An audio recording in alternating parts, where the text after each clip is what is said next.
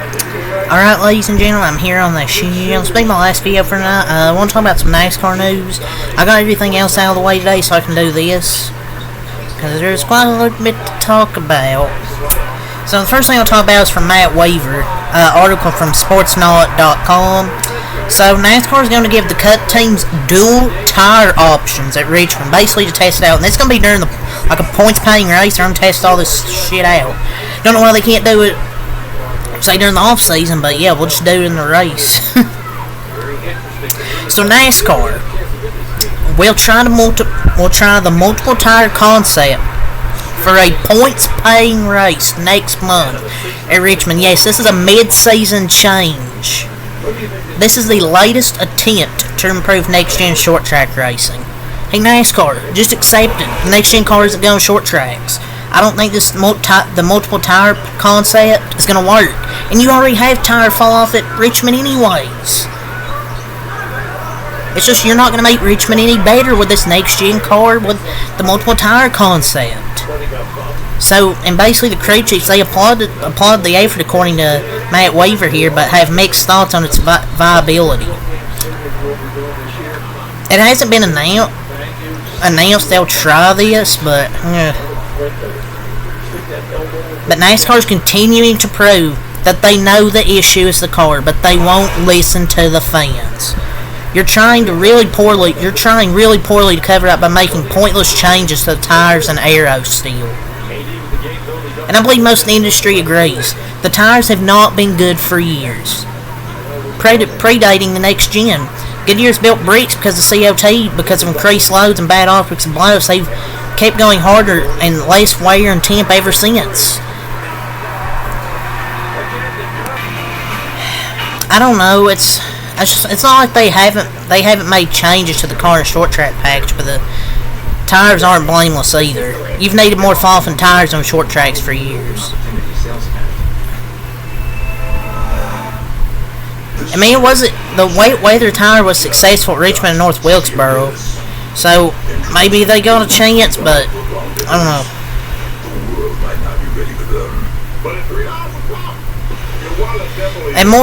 And just the solution is what we've been asking for. Is the more horsepower would fix a lot of issues, but we're never getting more horsepower as long as the current folks are in charge of NASCAR don't know what the fuck they're doing.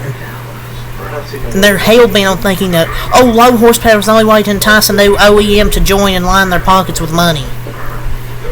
It's like, it all depends on the heat. The hotter it is, the more the wear. If it's not hot, then fuck it, fuck that being a good race. Just add, and you can remove fifth gear, more horsepower, less tire contact patch, and smaller brake package. It will legit solve 75% of the issues. You could say, that's Gen 6 2.0, but how do you know if you don't try? But for the people saying, get rid of this car, we just have to accept it. This next gen car is going to be around for quite a few years. So, and I wouldn't say Richmond's mediocre. I think it's just this car.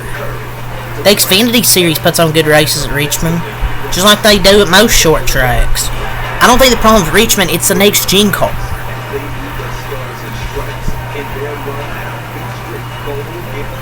That's just my opinion, though.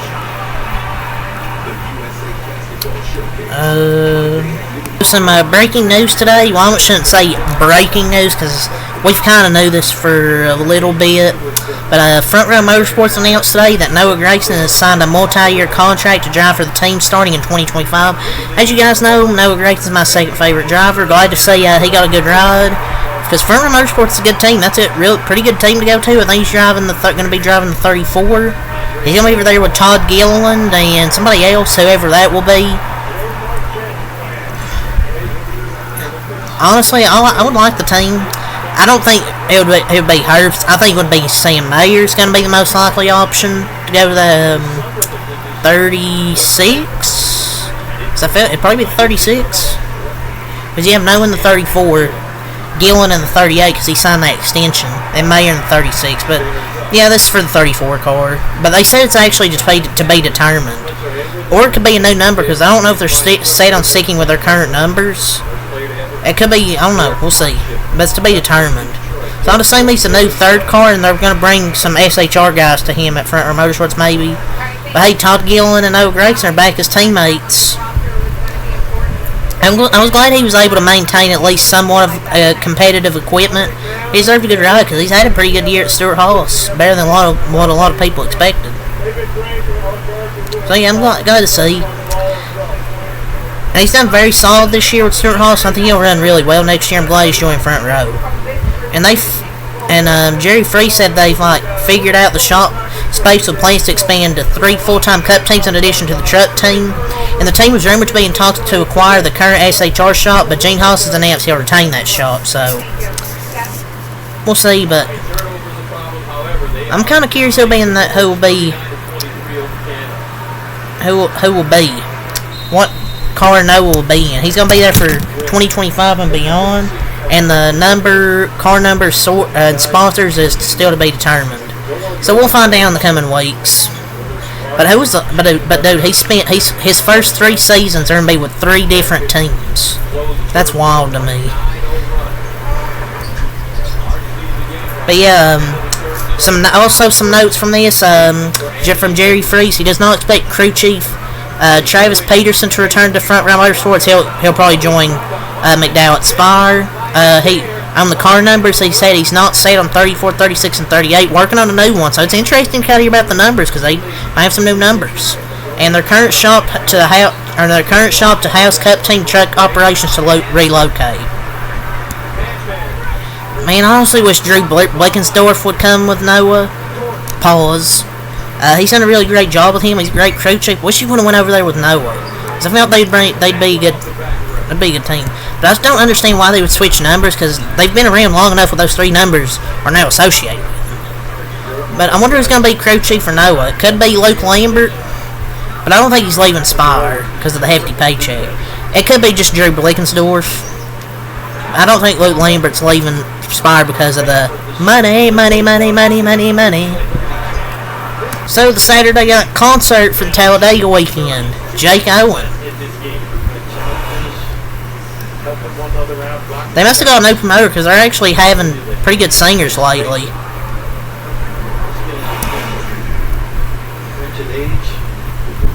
I don't know if he's good live though. So a penalty come out of Chicago. We talked about it after the race review on a Sunday night. Bubba Wallace has been fined $50,000 and no other penalties from Chicago. I mean, I don't know. I mean, I guess because his window net was down, he's probably might have been unbuckled. I don't know if he's unbuckled, his window net was down, but like I said, I've kind of changed my mind after what I said in the review. I mean, yeah, I guess he has a history of it, but I'm a Chase fan. He's had some incidents as well. I don't know if I wouldn't fine either of them. But yeah, Bubba Wallace got fined $50K, and I mean, I wouldn't have fined him. But I hate the people saying chasing him penalty or something like. That's not really the same thing. He just come up and slightly tapped him in a little brake check. That's different than putting somebody in the wall and their car come up off the ground a little bit. But I wouldn't have fined either of them, to be honest. This could be conspiracy theory. The only reason I think NASCAR fined him was because they felt pressure from the bunch of redneck beards on Twitter. I mean, they shouldn't, but that's the only time. But that's kind of my conspiracy theory. Is they got pressured by the fan base because it's Bubba. So that's the only thing about the penalty report. The only thing NASCAR felt like is consistent as being inconsistent. I feel like it's a bunch of softies making these calls. Like, I feel like he doesn't even deserve the fun. Like, the Bowman did have 2 wheels in the air, but I mean, I don't think you should fine either of them. Because after race contact happens, like for example, Bowman and Hamlin after Martinsville, nothing. Hamlin, he didn't try to wreck him, but he done something after the race, I forgot. Truex wrecked Jimmy after the Roval. He bumped Hamlin after Richmond. Just let after race contact, just let the boys have at it, unless it's on pit road, because you can't be hitting each other on pit road. But yeah, no points docked. I mean, at least it wasn't a points penalty.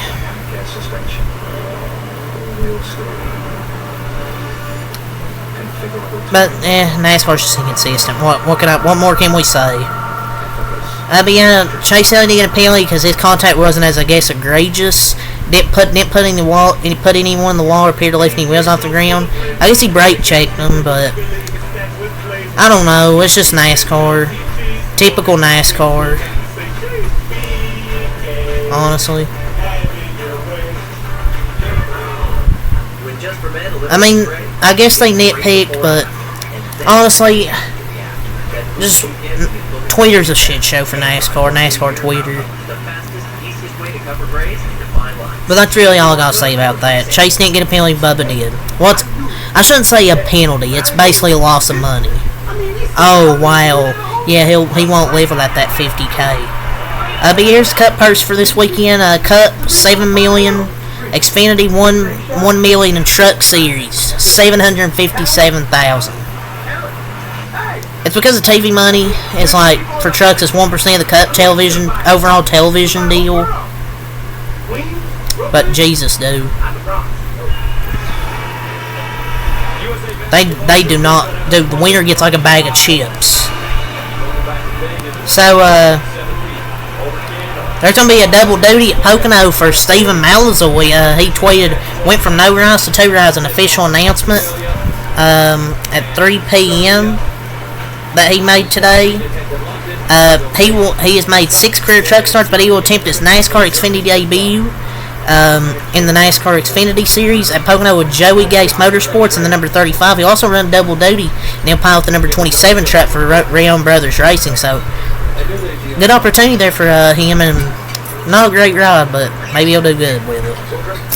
So Connor Daly announced on his IndyCar podcast that he will compete next week in the Xfinity race at Indianapolis Motor Speedway for Sam Hunt Racing. So, I mean, Connor Daly he's not retired, he just hasn't had any full-time opportunity. He's not retired, he's just part-time, really.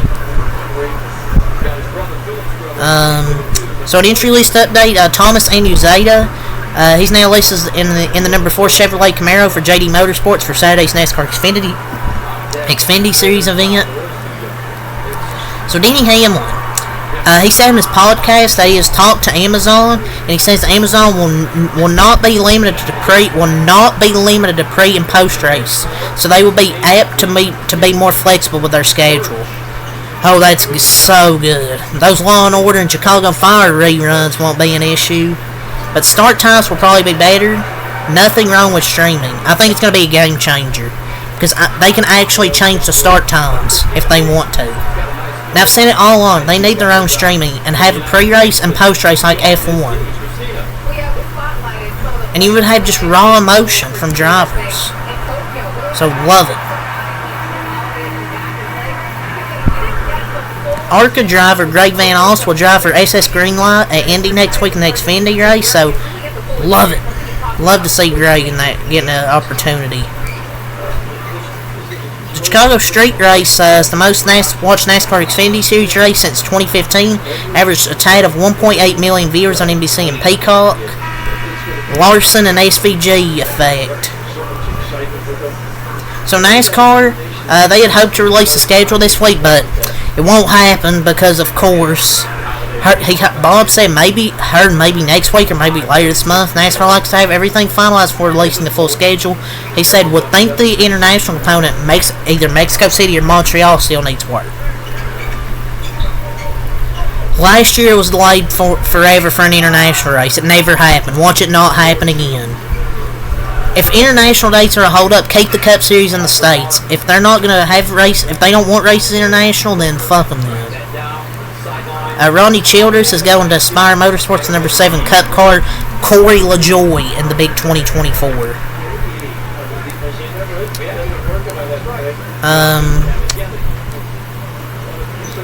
the number 20, number 19, 20, and the number 19, number 20 Xfinity Cruise will swap for basically for 4 races, whatever, who cares. But yeah, that's really all I got for this NASCAR news. Or the Xfinity, whatever. Until next time, have a lot. Peace.